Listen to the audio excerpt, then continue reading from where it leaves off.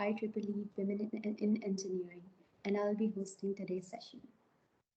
I'd like to start off by welcoming you all to the fourth webinar of Tech Learnathon 2022, which has been brought to you by IEEE Women in Engineering NPSC and IEEE UTP. Now, Tech Learnathon is basically an event which comprises of a series of seminars and workshops regarding technology-centered spheres. Now, we know that the gradual shift from machine learning to artificial intelligence has made it very important for everyone to gain knowledge regarding these disciplines, and this Learnathon aims to provide just that. And so we believe that this is going to be a great opportunity for everyone present here today to furnish their skills and to gain technical experience from the comfort of their homes. Now, in this session, you are aimed to gain an understanding of ML-based EEG analysis for brain disease diagnosis using Python. And this will be provided to you under the mentorship of a very established professional, Dr. Rodney Petrus Balandong, our guest speaker for today. I hope I pronounced your name correctly. So, Dr. Balandong RP is basically currently a postdoc with the Institute of Health Analytics, University Technology Petronas in Malaysia. And he completed his Doctor of Philosophy in Electrical and Electronic Engineering from the University Technology Petronas in 2020. Prior to that, he had completed his bachelor's and master's in engineering degrees in biomedical engineering from the University of Malaya, Malaysia. His research interests centered on the application of artificial intelligence for mental health assessment, including fatigue sleepiness detection and sleep staging. Now, I must say that the diversity here is simply remarkable. It is undeniably going to be a great opportunity for all of us today to be mentored by him. Thank you for joining us today, Mr. Balandong. Now, before we dive into the session, I'd like to inform the audience the chat box is open to questions. So in case that you have any queries, feel free to type them in the chat box, and Mr. Balandong will get to them after the session. From here, it's over to you, Mr. Balandong. Would you please like to start with an overview of what you're going to be imparting to the audience today? Yeah, so thanks, Chairwoman, for the great introduction. And thanks for the organizer for inviting me today, right? So, okay, let me do some setting here. Can you see my screen? Yes, it's visible. All right, so, okay. Throughout this webinar, I will giving out some question through Slido. Okay, so if you have, so you can log into Slido. If you have Facebook, you can you can use your QR code and try to scan this QR code, or I think I share some link at the chat box. Okay, let me share it again. And then you can enter this ID, right? Okay, so so like I mentioned just now, throughout this session, I will give some quiz. All right, so just to make we have to have a very engaging session, and I believe our organizer has prepared some interesting gift, yeah, for the top 3 winner. Right. So anyone have problem accessing this Slido, you can just text in the Teams. All right, and I try to help you in accessing it. All right. So before I proceed, may I know if anyone know what I'm wearing in this image? Oh, they don't have the mic capability, right? Okay, so for sure, this is not a magneto shield, all right? So this device is called electrocap or EEG cap. So it's like a stethoscope, but used to measure your brain electrical activity, all right? So, okay, let us familiarize with Slido first. Can you open your Slido now? Can you open your Slido? So you can join either by clicking the link that I just shared in the text, in the chat box here, or you can use your QR code from your Facebook and scan the QR code.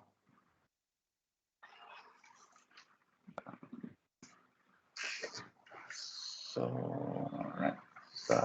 Okay. All right. So, okay. This is not a quiz, but just a poll, yeah? So the question is, how comfortable are you with Python?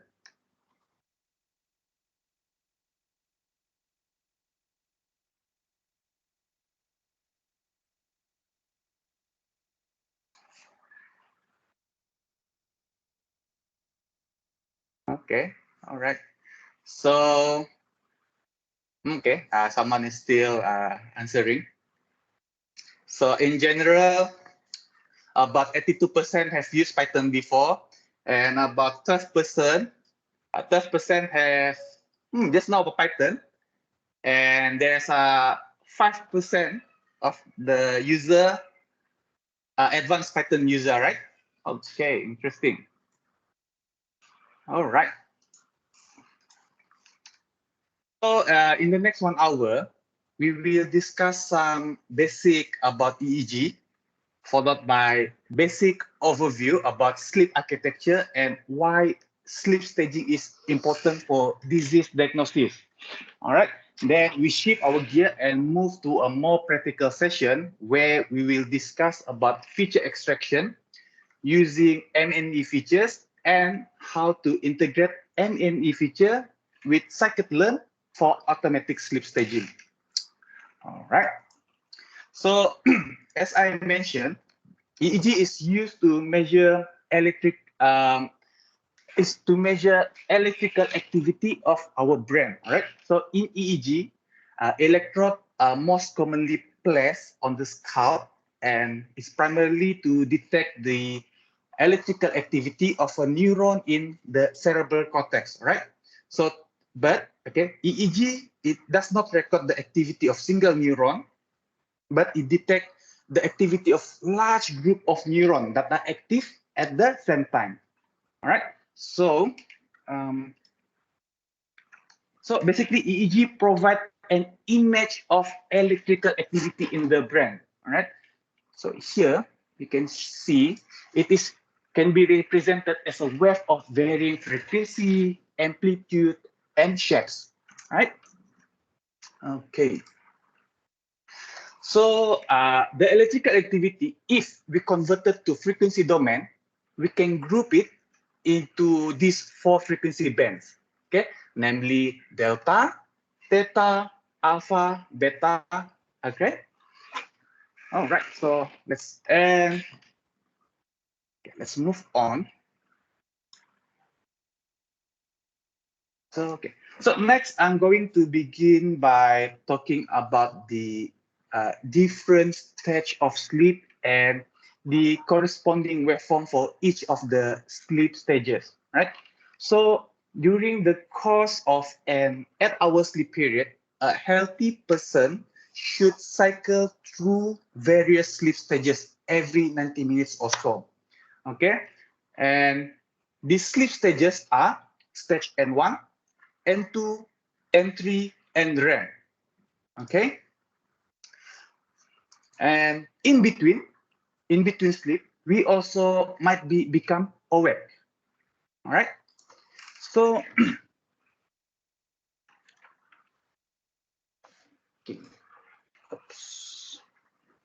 okay. So stage N1 is a transition period from being awake to falling asleep. Okay. So during this time, you may have a sudden dream onset or sudden muscle movement. Okay. And during this period, you are drifting off from a sleep. Okay. But you can still feel aware of your surrounding. And if you heard a sound, you can arouse easily back to wakefulness. All right. And then from stage N1, okay, so, from stage N1, you will enter this stage N2, okay? So during this stage N2, your breathing and your heart rate will begin to slow, all right? And then from stage N2, you will enter stage N3, okay? N2 to N3. So N3, sleep is a regenerative period where your body heals and repair itself. All right. Then from N3, you will enter REM stage. Okay. So REM also known as rapid eye movement sleep. So it is during REM sleep that we dream. And many of us will remember our dream if it is occur during this REM stage. All right. Okay. So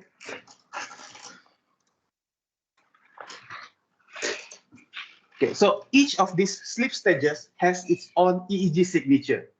Okay, so for awake, the most dominant waveform is the beta wave, whereas in N1, theta wave become dominant.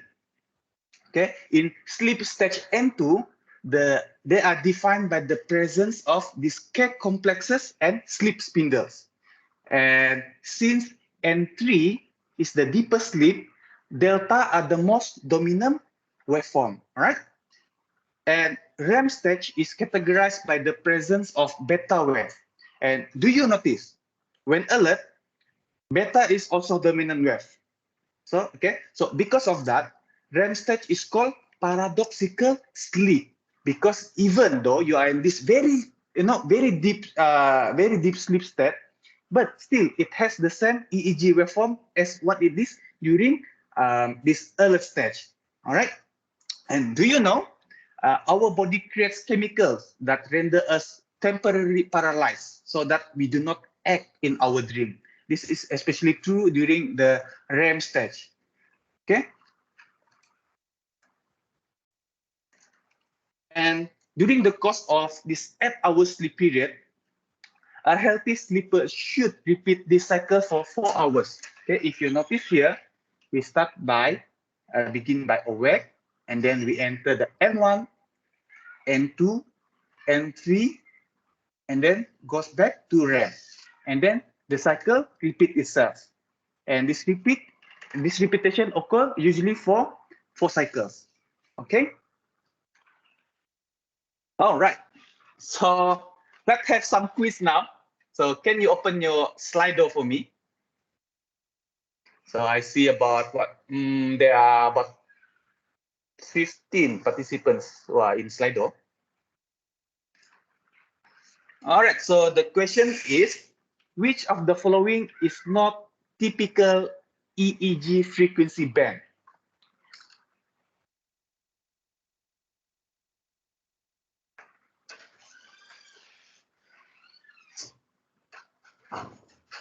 Yeah, congratulations. So all of you answered correctly. So we have delta, theta, alpha, and gamma, and so on. Okay.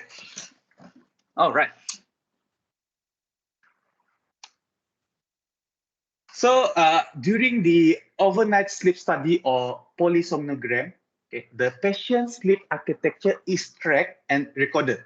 Okay, and with 80 different sleep disorder, each of these sleep disorder are partially determined by how the patient cycle through their sleep stages. All right.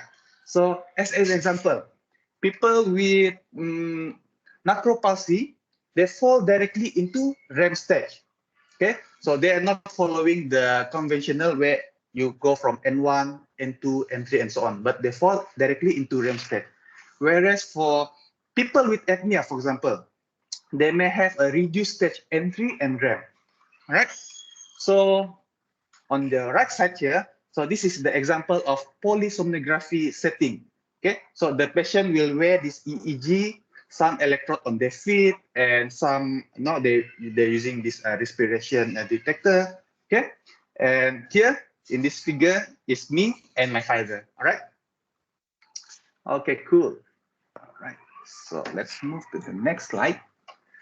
So during this PSG or polysomnography, the technician typically will evaluate. Okay, they will pay special attention to this basic waveform and associate it with each of the sleep stage.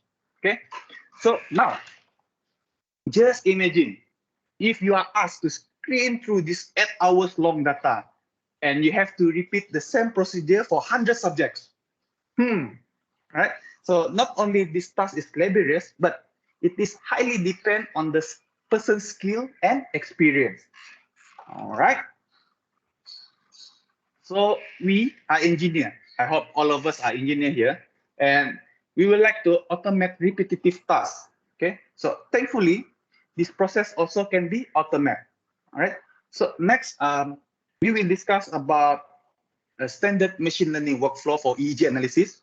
All right. So in general, there are 5 steps. So which include data acquisition, pre-processing, feature extraction, machine learning, and prediction. Okay. So in pre-processing, we wanted to clean the signal from these various artifacts. So with the objective to increase the signal to noise ratio. All right. And then, and the next step, we need to identify what feature or information that's sensitive to the variable of interest. So in our case, the different sleep stages, all right? Okay, so remember, each of the sleep stages can be defined based on each of these EEG frequency band, yeah? And then, in the machine learning part, we are using specific algorithm to build model that uncover the connection and then the organization that better separate each categories. Okay, so excuse me.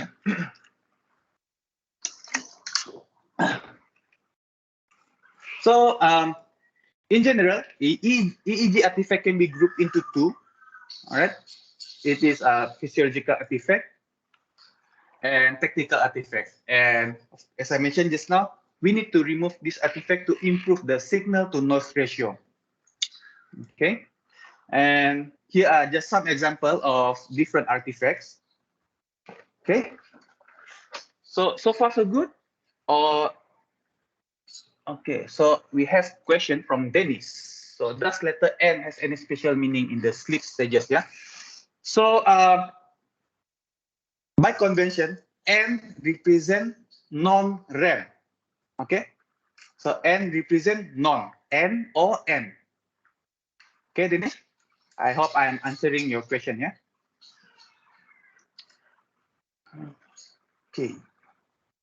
So okay. Okay. That's great, Dennis. Okay, now can you open your Slido for me? Then we go to the next question.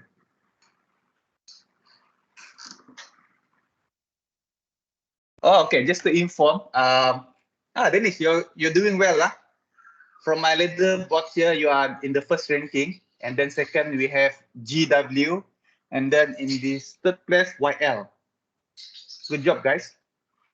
Okay, so so for the second question, which of the following is not one of the sleep stage?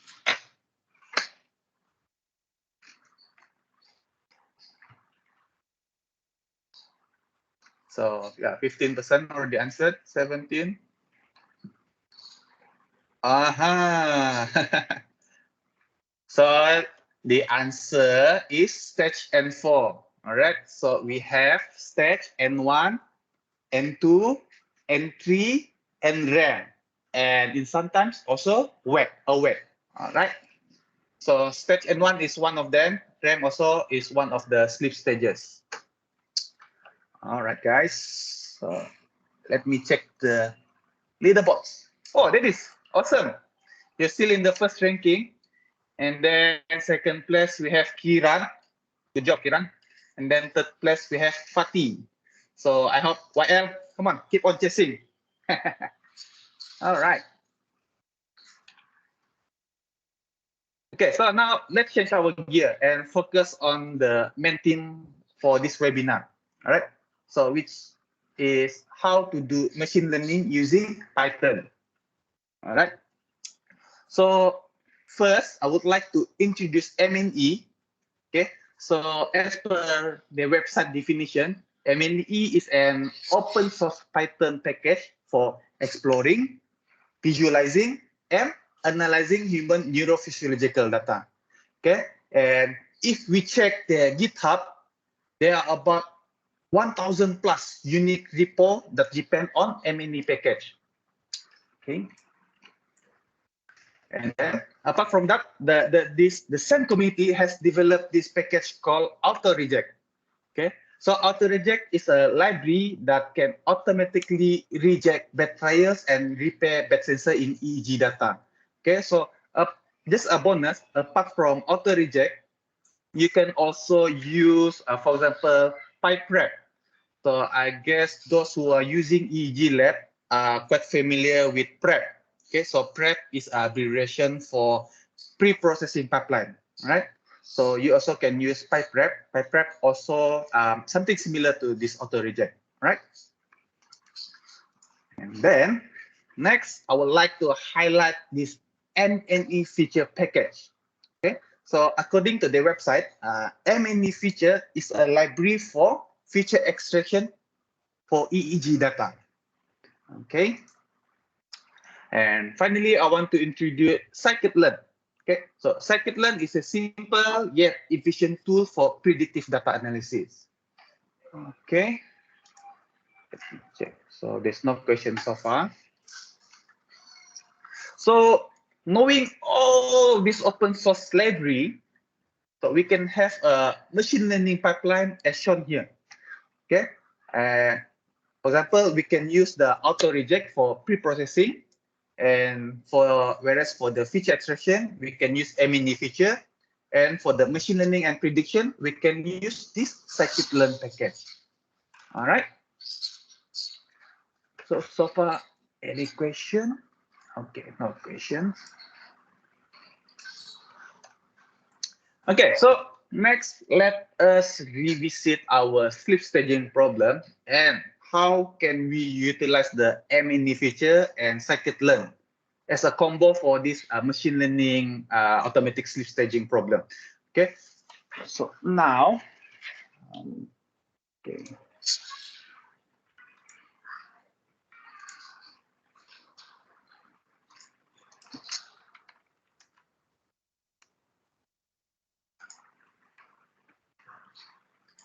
Guys, can you see my browser now? I hope for some feedback. Anyone, can you type in the chat box if you can see my browser? Yes, it's visible. Okay, great. Okay, so so now I will, for the next session, we're going using this Google Colab. Okay, so basically Google Colab is a Python development environment that runs in the browser using the Google Cloud. Okay, so as mentioned here, Google Cloud has some advantage, which is zero configuration, and you can use the GPU, and also it's allow easy sharing. Yeah? And a lot of data scientists are using Google Colab, and it also can be used for machine learning development. All right. So let me open this notebook here. Okay. Okay, so just a remark. So the code I'm presenting here is based on the example that you can find in the MNE GitHub, but I did some big modification on it to tally or to align with our objectives today, all right?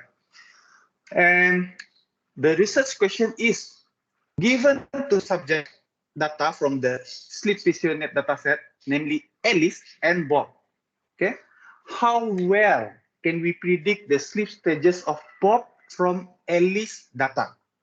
Okay, that is the research question that we try to answer. Okay. All right. Okay. So what I want to show here. Okay. So Google Colab does contain a pre-installed version of Conda, but in some cases we need to install the package. So in this case, we need to install the MNE and mne-feature package. So you can install it easily using this pip command here. Just curious, is it the font clearly visible to you, or is it small? Or you want me to zoom further? All right. All right. Okay, thank you, Yasir. Thank you. Right. Okay. Clear. Okay, thank you, Kiran. So here, as you can see here, okay, in Google Colab, there is a pre-installed package. Okay, there's a lot of them, right? But as I mentioned just now, some of the package we need to install, and we can easily install it using this pip command. All right. So for this session, like I mentioned, we need to download the Alice and Bob data from the sleep-physio-net dataset. And then once we download it, we're going to read this download file as a raw file. And then we extract the annotation from the raw file. And then from this long continuous signal, we're going to chop it into 30-second epoch, all right? So if I can briefly go through. So here I assign Alice and Bob with this index 0 and 1. And then I will download the file from the sleep-physio-net using this function here, fetch data. Then, so once we downloaded the data, we're going to read this PSG data.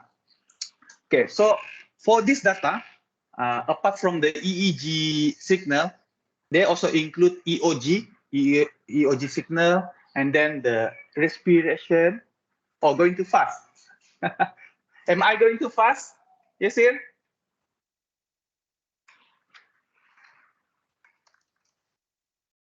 Yeah, because, okay, I'm sorry, because I only have another 30 minutes left, so that's why.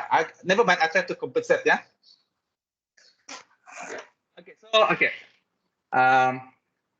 So, like I mentioned just now, apart from this EEG, you have other signal like this EOG, this respiration, EMG, and this rectal temperature, right? But we only focus on EEG data, right? So we drop the other and we retain only the EEG data. And then we extract the annotation, and we chop it. Can we have link to this? Okay, Asanya, I will share with you later, yeah? Okay. Okay, so we're going to chop the annotation file into 30-second epochs. And then, like I mentioned, we have this long continuous signal, right? So we're going to split it into 30-second epochs, all right? 30-second epochs here. So if you run this cell here, and this cell, you're going to get something like this. All right. So I believe this one is for Alice. This is data for Alice, and this one is for Bob. All right. So as you can see from this plot, this signal is about 19 hours long. All right, 90 hours long signals. Okay. So just to give some quick info here, so you can get the info for each of this data by running this command epochslice.info, right? So here we have 2 EEG signals, and the sampling frequency is 100. Okay, and the low pass is about 100 hertz. Okay. So next, we will plot the power spectral density. Okay, so a power, for those who first come to know about this term, okay, a power spectral density is the measure of signal power content versus their frequency. All right. So if I plot the PSD for these two subjects, I will get something like this. Okay. So observing from this PSD plot for each epoch, okay, each epoch for Alice and Bob, and we group them by the sleep stages, we can see that for different sleep stages, they have their own signature. Okay, so stage 1, stage 2, stage 3, RAM, they have their own signature. But this signature remain similar for both ELIF and Bob data. Okay, so this is in accordance with our previous understanding as discussed in the slide just now. Okay, so next we will discuss how to create a custom function for feature extraction, right? Followed by using the mne-feature for automatic feature extraction. All right. So with Python, we can create our custom function easily. So say I want to create this EEG feature based on relative power for each of the specific frequency band. All right. So I can define it something like this. So, okay. So I can define the frequency band. For example, delta is going to have from 0.5 up to 4.5 hertz and so on. And then we can compute the power spectral density using this Welsh, right? Then we normalize the PSD here, and then we group this frequency band into their own bands, the delta, theta, alpha, sigma, beta, right? Using this for loop here. Okay. Or here we are creating our own custom function, or we can use this mne-feature to extract this power spectral this power frequency bands. Okay, so yeah, that is quite easy. So with the mne-feature here, okay, so you just define what type of features that you're interested. Okay, and then you just call, and then from the mne-feature, you just call this function here, extract features. All right, and it can give you the features. Right. So remember here we are using our customized function, but here we are using the mne-feature to get the power frequency bands. All right. So with this mne-features, apart from this power frequency bands, you also can extract this. They group this feature into two: this bivariate and univariate. All right. So this is the list of features that you can extract from with the mne-features. All right. So there's a lot of them here. Okay.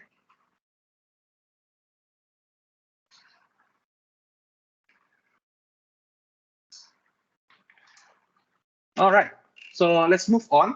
So to answer the question of how well can we predict the sleep stage of Bob from Alice data, and we try to minimize the number of code lines, right, as possible as we can. So we will take the advantage of two key features of this scikit-learn. Okay, so the first one is pipeline, and the other one is this function transformer.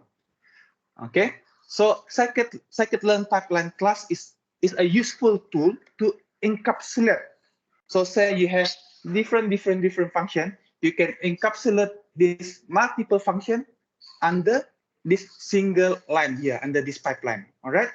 Whereas for this function transformer, it's basically convert this Python function into an estimator compatible object. Okay.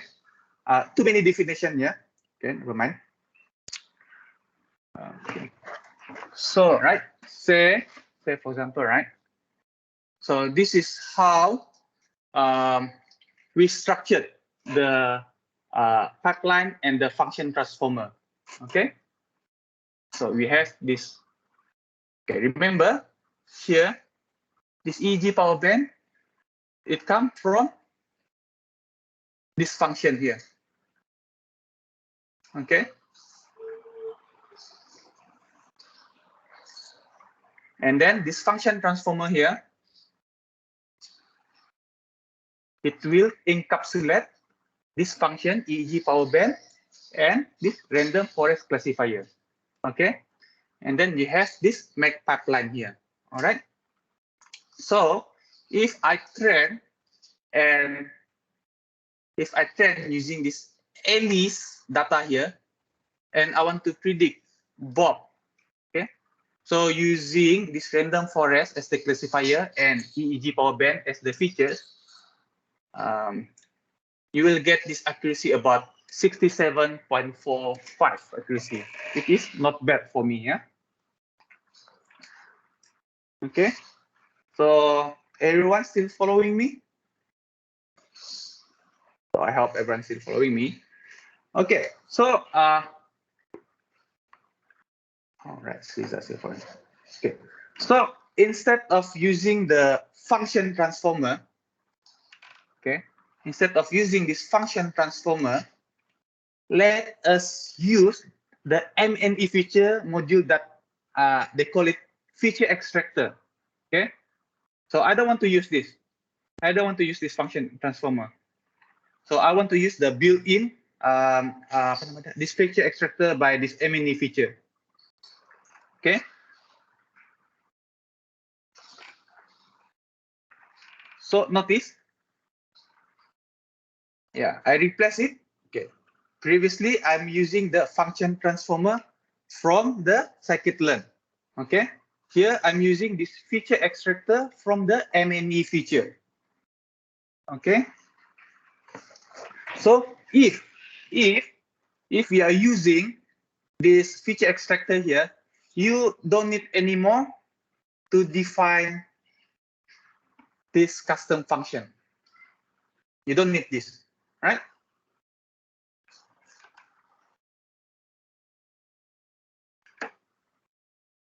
So okay, if we look at the documentation, okay, if you look at the documentation,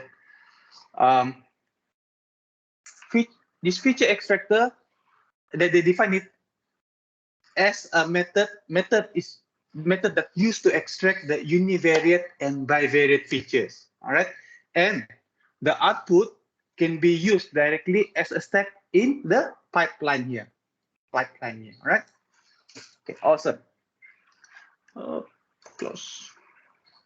So if I do the training and do the prediction, I will still get the same result. Okay, which is 67.45 accuracy. Okay, and I also can here, okay, for this particular cell, I'm using only this power frequency band, but I also can use other features such as this line length, kurtosis, okay, and so on. Okay, so just to recap, the main reason I demonstrate the EEG power band function just now in the previous cell, okay, is because if you are to use your own custom function for feature extraction, then you can define it yourself, okay? But if you intend to use features that available in the mne-feature, you can use the feature extractor instead. All right. So far, so good. Before I move to the next notebook.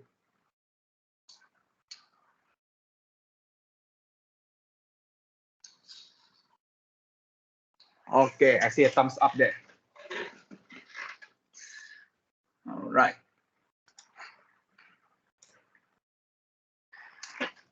So we can extend this previous example to cater for more subjects, all right? So for this notebook here, let's here we download only 5 subjects, and similarly, we're going to once we download, we read the PSG data and the hypnogram to create the raw object, and then because we have the long continuous signal, right, we're going to chop it into the 30-second epochs, all right? And Okay, let me see.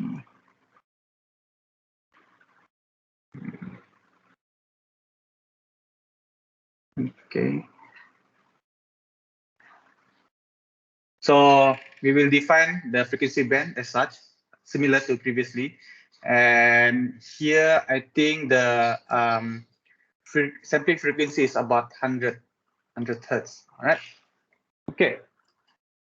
So instead of using random forest, let's see how to use the support vector machine instead, SVM. Okay.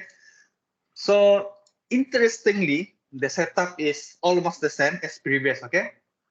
So where we use the mne for feature extraction, and here instead of random forest, we are using the SVM as specifier.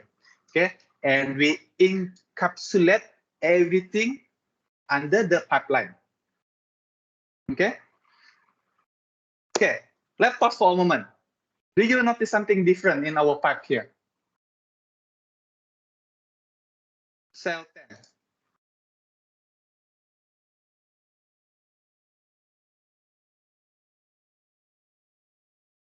So let me type in the chat. Is there any different? Line 10.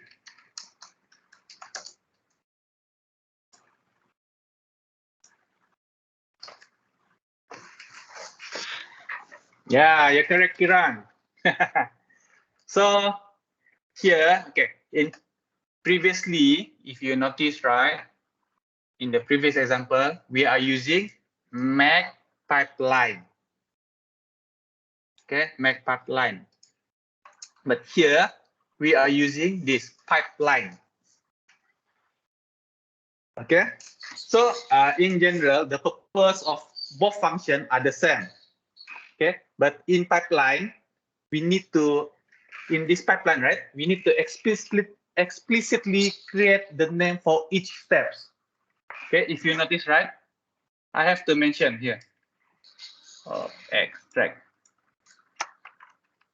Okay, so extract feature from an mne-features, and then do the classification. I need to define this. Whereas here, you don't need to explicitly mention the name for that particular steps. Yeah. So this scikit-learn will do it for you internally. Okay. So, and then we do the cross validation. Here we set a group fall.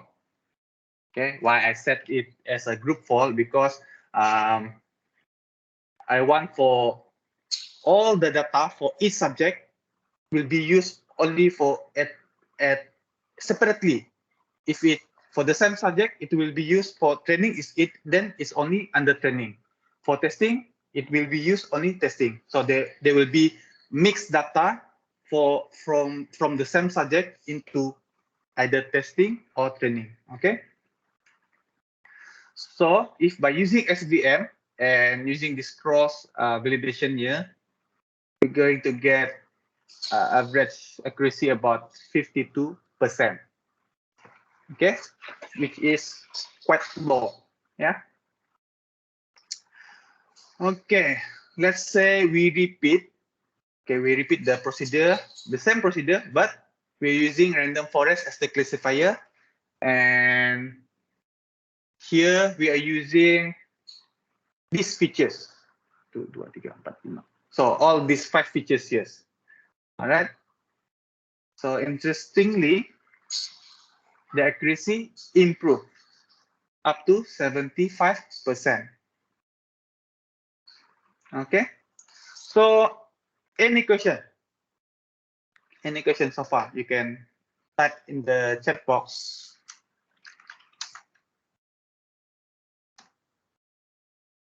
Oh, you.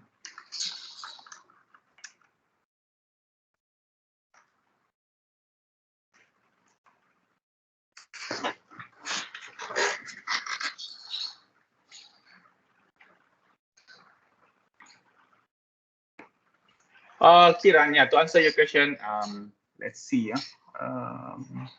About 5 features.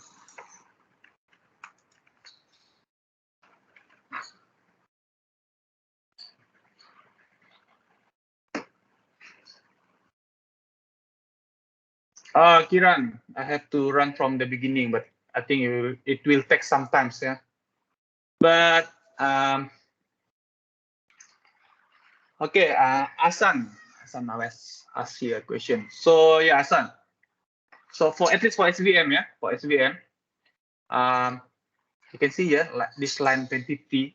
I combine the EEG, yeah, EEG, EOG, respiration, EMG, and temperature.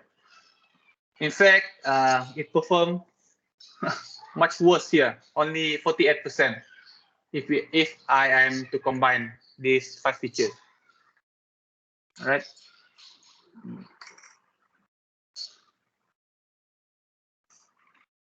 But yeah, I think okay.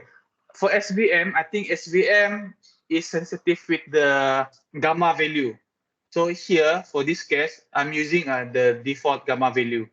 But I think if we play around with a range of gamma value, I think we can get some good performance there. Yeah. Is there any other question? Okay. All right. Okay. All right. So let's move on with another quiz. Okay, can you open your Slido for me?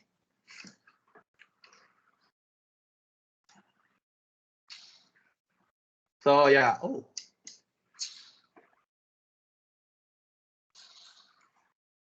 So the question is, which of the following is not one of the standard machine learning workflow?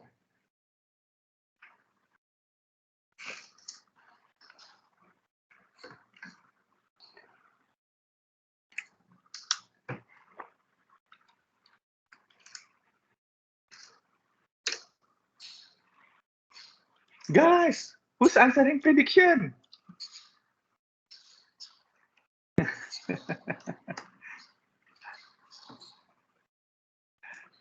No. So basically we have in general 5 steps, right? Data acquisition, pre-processing, feature extraction, machine learning, and prediction. So polysomnography is not one of the standard machine learning workflow.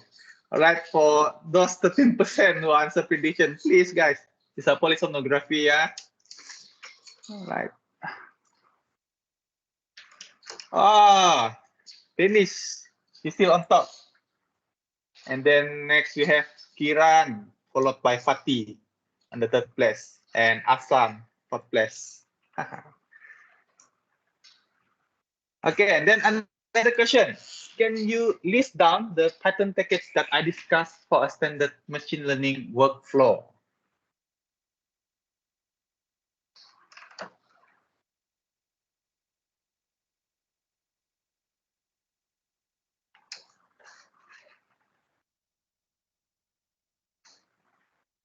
Guys, who's this? There are 29% of you who are answering Google Colab as one of the package.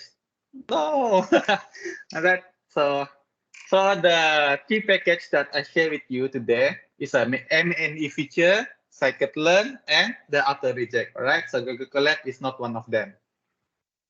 And then we come to the last question. Oh, okay. Just to share. Kiran is in the 1st place, followed by Fatih in the 2nd place, and Danish in 3rd place. Danish, what happened to you, Danish? Is it because of your, I think because of your line maybe, yeah, slow? And then we have GW in the 4th place and Hannah in the 5th place. So here is the 5th question, last question. So the question is, do you learn something from this webinar?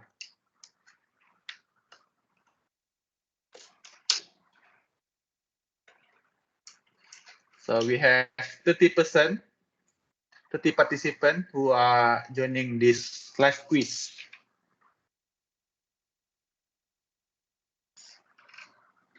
Okay. So out of 20. So out of 20. Okay, thank you guys. 20% said they learned something. I'm so sad. Who's this 10% who said they didn't learn anything? Maybe you can text me and maybe we can do some special class for you. And then about 10% said 50-50. They learn something, but they don't learn something. Yeah, I don't know what this. All right. So with that, in summary, yeah. So at least I hope by today you learn something. What I mean by EEG measurement and what is the how you measure the brain electrical activity using EEG and why sleep staging is important for medical diagnosis and and how you can automatically do the sleep staging using this mne-feature and scikit-learn. All right. And with that, thank you, and I hope to see you in other sessions. And yeah, I open for any other questions, or maybe the chairwoman can take over. Well, thank you for such an educational experience, Mr. Balandong. Obviously, only a true veteran like you can know the importance and the vitality of integrating technology with science to get the best out of both disciplines. It was truly inspiring to know that programming, which is actually an engineering discipline, can be used in advancements in biological research and all that. And also, thank you so much for thoroughly answering the audience's questions. And I hope their queries have all been cleared by now. And thank you to the audience for being so responsive and for asking all those questions. Well, that was a wonderful session. Thank you, Mr. Balandong, for joining us here today. I'm sure whatever we learned here is going to stay with us and it will be useful for us in our practical life too. So as we sign off, I'd like to remind the audience that you will receive the certificates of participation via email. And we have also linked the feedback form in the chat box here right now. So you can fill that and let us know about any suggestions you have for future webinars for Tech Learnathon. Also, at the end, we'd like to take a group photo. So I'd request all of you to kindly turn your cameras on, whoever is comfortable, so that we can take a group photo right now. Yeah. So while we are taking photo, I try to answer some questions from the chat. Oh, there are more questions, yes, sure. Yeah. When is the other session? So I hope the organizer will invite me, or maybe we can have our own separate session within our CC community. Then we have question from Dennis. Is it necessary for a person to follow a whole sleep cycle? Yes, for a healthy person.